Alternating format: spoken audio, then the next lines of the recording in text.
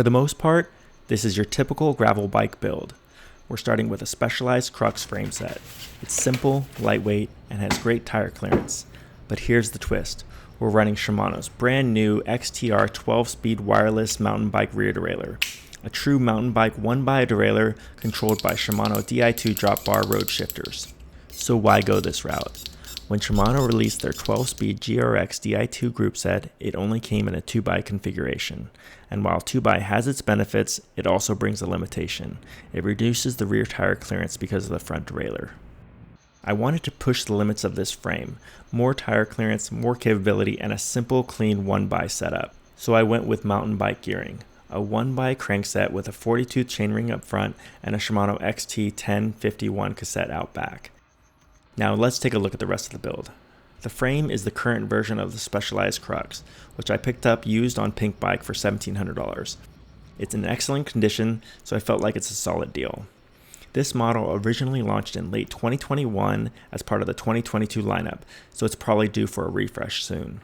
A more recent update of the Crux introduced UDH, the Universal Derailleur Hanger, but since the XTR doesn't require UDH, we're all good with this version. The rear derailleur is Shimano's top-level XTR wireless unit, which was released a couple months ago. At the time, wireless GRX wasn't released yet, so I went with the XTR rear derailleur. Looking back, the GRX would have been a great option as well. For braking and shifting, I'm pairing 105 Di2 12-speed levers with the XTR rear derailleur. Shimano didn't make a big deal about their cross-compatibility, but setup was easy and they synced up with no issues. I've always said the 105 Di2 shifters are one of the best values in Shimano's lineup. Same performance and feel as Ultegra or Dura-Ace with just a small weight penalty. Up front, I went with an ENVE 120mm road stem and paired it with a Zip SL70 Explorer alloy handlebar.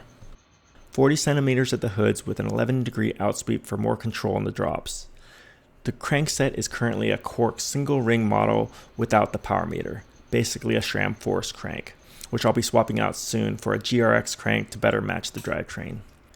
The tires are the Maxxis Reaver 45C tires for now, but I'll be testing 50C options to see if the frame can handle the extra volume. And finally, the wheelset. ENVE SES 3.4 hookless rims with a 25mm internal width, 39mm depth up front, and 43mm in the rear. They're light, wide, and still offer some aero efficiency. I did have to swap a Microspline freehub to fit the XT cassette, but that was an easy change on the ENVE hubs. Let's get started with this build. I'm kicking things off by prepping the wheel set. It's a smart early step because it gives the tires time to settle and hold pressure overnight. You don't want to wake up to flat tires before your ride.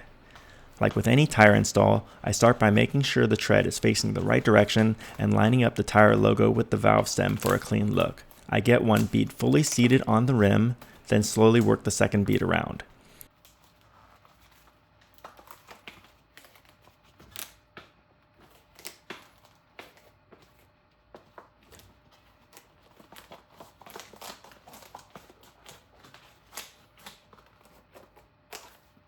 If I get to the end and it feels too tight, I check that the tire is down in the center channel of the rim.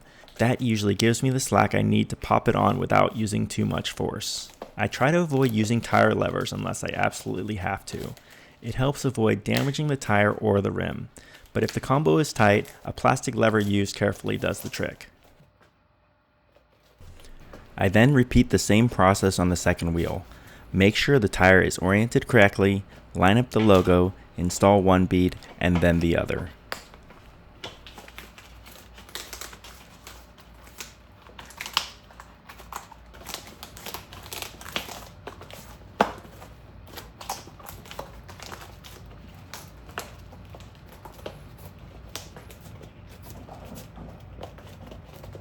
Some of these tires can be pretty tough to mount without levers, but with a little patience and persistence, you could usually get them on by hand.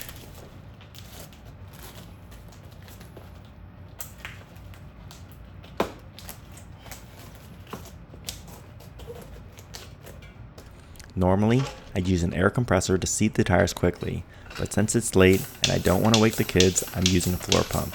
It's totally doable, just takes a bit more effort. Some setups are trickier than others, but this one went smoothly. I inflate the tires before adding any sealant. It's way less messy this way. If there's an issue and I need to pop the tire back off, I'm not dealing with sealant everywhere. Once I confirm the beads are seated and everything looks good, I deflate the tire and add the sealant. Most tires stay sealed to the rim even after deflating, so it makes this step a lot easier.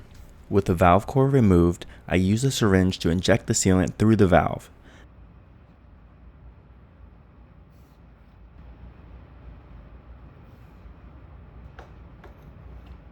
Then I reinstall the core and reinflate the tires.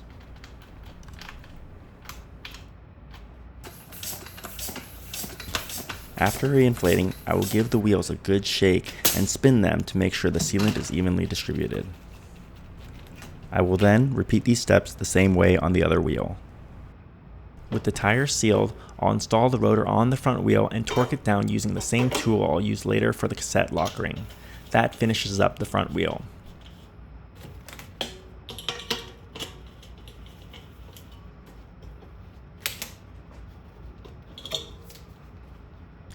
Then I move to the rear. I start by installing the Shimano XT1051 mountain bike cassette onto the Microspline freehub I already installed on the ENVE hub. I slide the cassette into place and tighten down the lock ring using the same tool I'll be using for the rotor.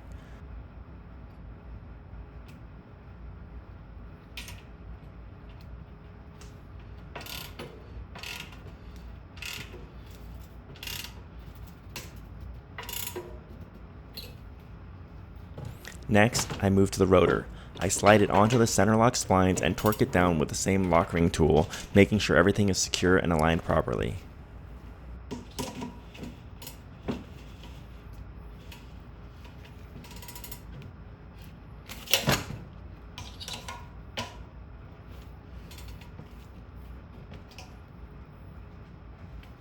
With the wheels done, it's time to move on to the cockpit and braking system.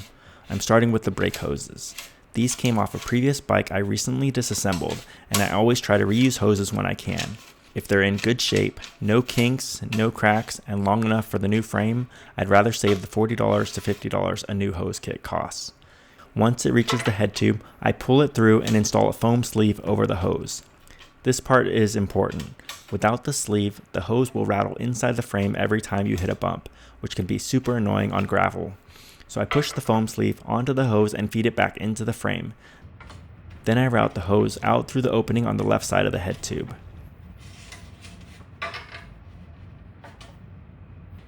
Afterward, I head to the back of the bike and mount the rear caliper to the frame. I make sure that it's aligned loosely for now since I'll be adjusting it once the rotor's in place.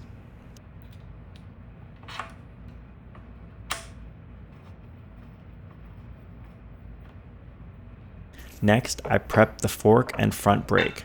I push the brake hose up the fork leg and out the hole at the top.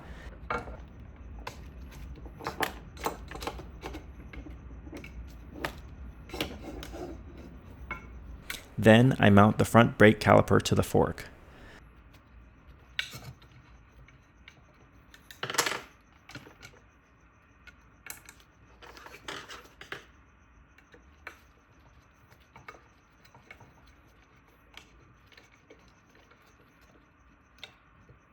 Now it's time to install the fork itself. I've cleaned and re-greased all the bearings and bearing surfaces so everything goes back together smoothly.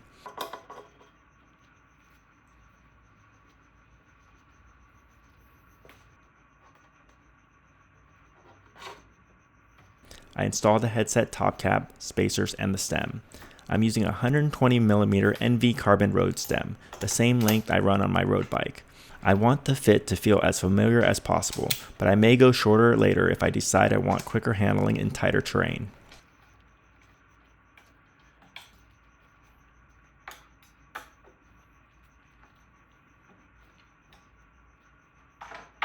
Next, I'll install the handlebar. I start by centering it in the stem and lightly tightening it down. I do my best to get the angle where I want it, but I'll probably fine tune it later once the wheels are on and I can check the position with the bike on the ground. With the handlebar in place, I move on to prepping the brake hoses and installing the levers. I start by inserting a new barb into the end of the hose using the barb install tool, which is one tool I always recommend since it makes it so much easier to install. Then I slide on the compression nut in olive and tighten the nut down onto the brake lever. Once the hose is attached, I slide the lever onto the handlebar and position it to where I want it before tightening it down. Then I repeat the same process on the other side. Barb, olive, compression nut, attach the hose, and then mount the lever.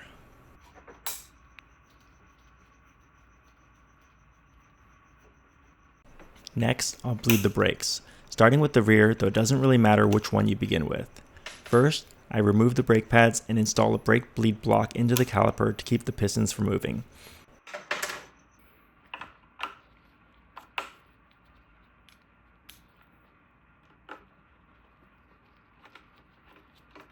Then, I remove the bleed bolt from the lever and thread in the Shimano bleed funnel.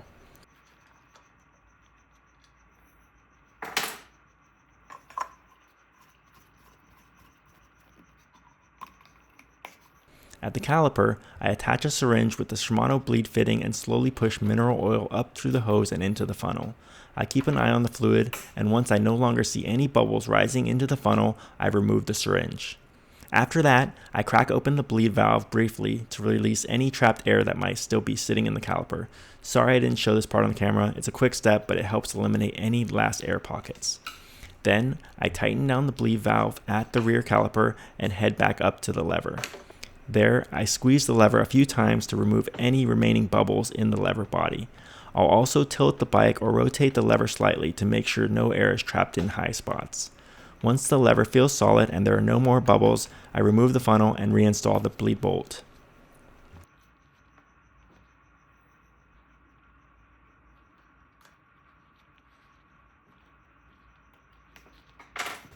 Before reinstalling the pads, I wipe everything down with isopropyl alcohol to make sure no mineral oil is left behind that could contaminate the pads or rotors. Then I pop the pads back in.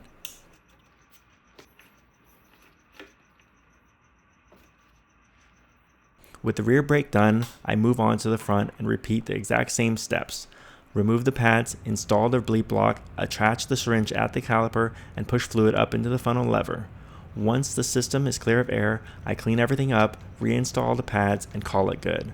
With both brakes bled and cleaned up, the system is now dialed and ready for the trail.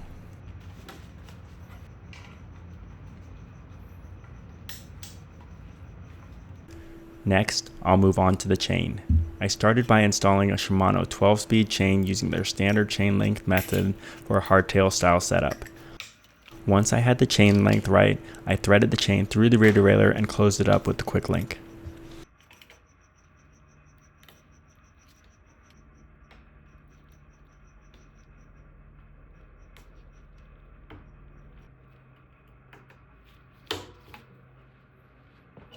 Now, it's time to sync the rear derailleur to the shifters.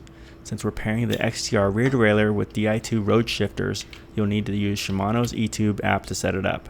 But make sure the rear derailleur battery is charged. Mine was dead right out of the box, so it's worth checking before you get started.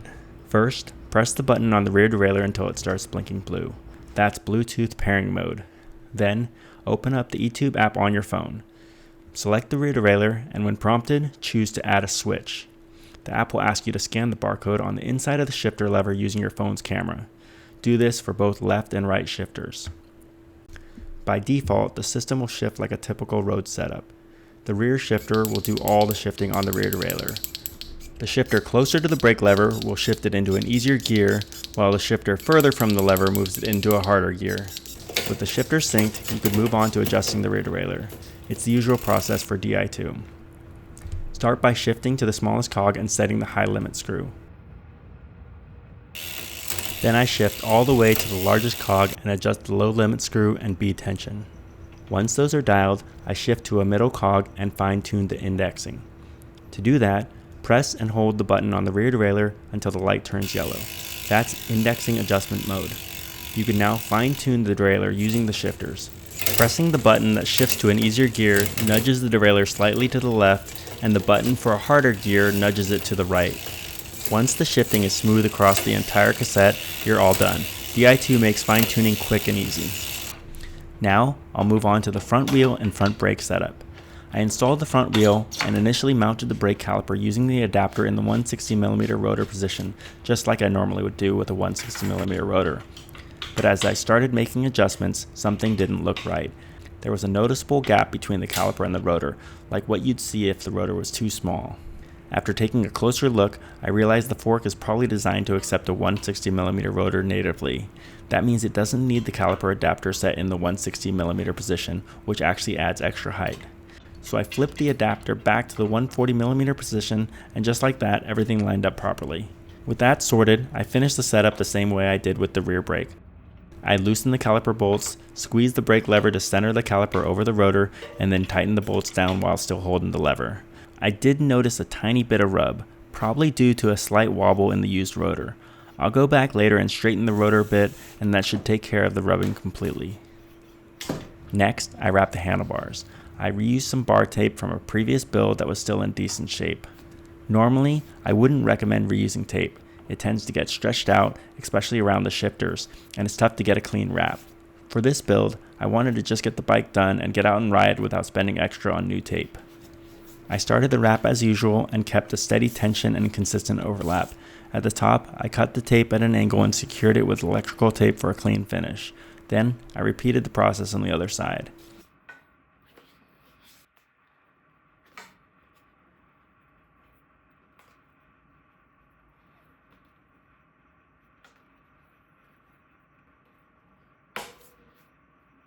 With the bars wrapped, I installed the bottle cage.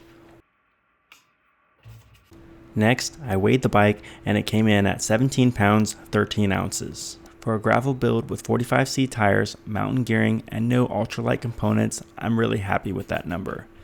It's clean, simple, and the 1x setup gives maximum clearance to try and fit some big tires on there. With the XTR rear derailleur and 105 Di2 shifters, I've got mountain level capability with road control. I'm excited to see how it rides. If you've got any questions about the setup or want to see how it performs on the trail, drop a comment. Thanks for watching. Be sure to follow for updates on the build, future upgrades, and ride reviews coming soon.